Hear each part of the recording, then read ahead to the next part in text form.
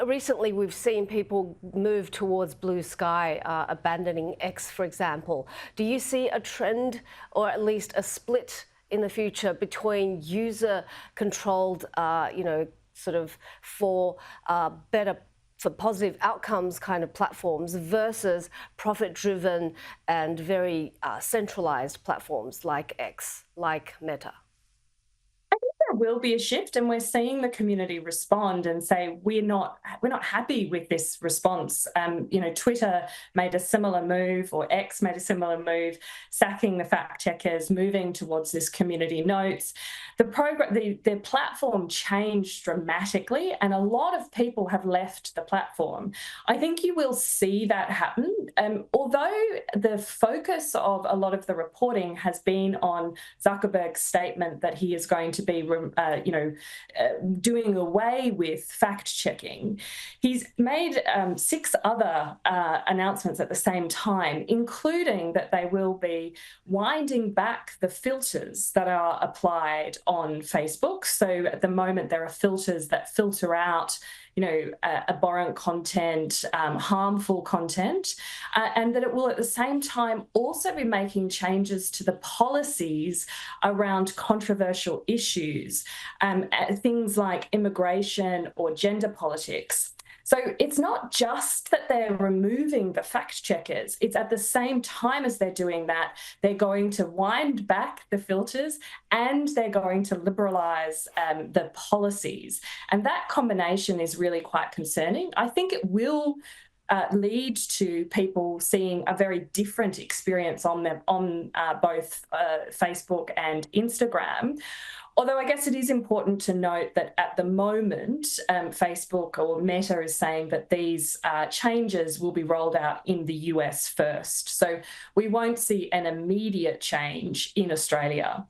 I think, though, the big question for me, particularly within the Australian context, is we've really seen a shift in the Australian community to say, we want social media platforms to be regulated, and we don't want, as individual users, to have to continue to carry the burden of reporting, of it being our obligation. We want to shift that obligation onto the companies.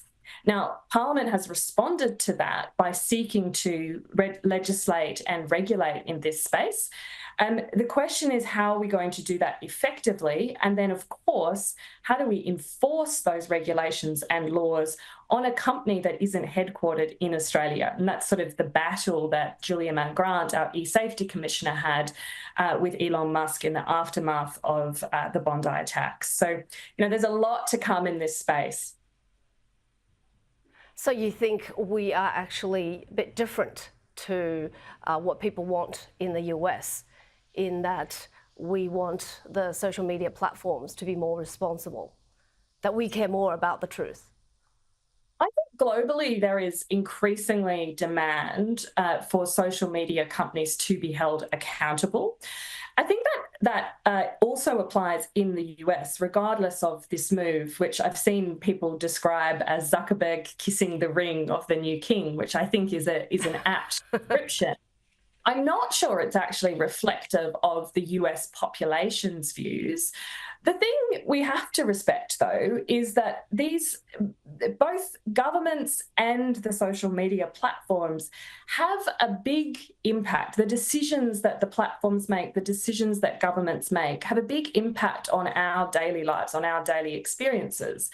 We hold government accountable via elections. We don't really have this mechanism to hold these big platforms to account. And Changlei, that was actually the subject of the last time we met and we were talking about this. Exactly. I think that we're increasingly seeing demand for legislative mechanisms to hold these companies accountable in ways that don't quash innovation as well. So it's not just about regulating, but it's about saying there has to be accountability.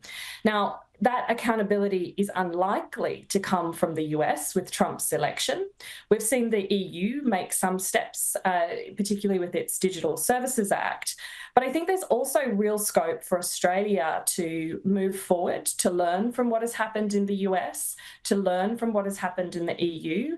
And countries will be looking at what Australia does, because we are an economy, we have a population of a size that many other countries that aren't as big as the US, that aren't as big as China, that aren't as big as the EU, but have concerns about the way that these platforms are impacting on our daily lives, on our social interactions, and questioning their social license to operate. So I think there really is. Thank you.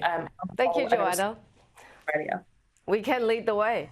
Yes, Indeed. like in gun control. Professor Joanna Weaver, Founding Director of the Tech Policy Design Centre.